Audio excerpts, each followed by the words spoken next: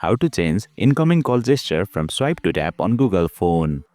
Hey there, welcome to Insightful Tutorials. With the recent Google Phone update, a horizontal swipe gesture was introduced for answering or declining incoming calls. If you are using it and now want to switch back to the previous single tap feature, then you are watching the right video. Without further ado, let's get started.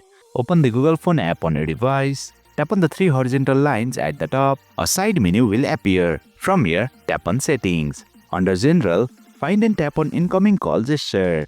As you can see, the horizontal swipe is currently selected as the incoming call gesture. Tap on it once. A menu will appear. Select the option for single tap. Now whenever you receive a call, you just need to tap once on the answer or decline button to respond. And that's it. You have successfully changed the Google Phone incoming call gesture from horizontal swipe to single tap. If you found this video helpful, don't forget to hit the like button and subscribe to our channel for more insightful tutorials.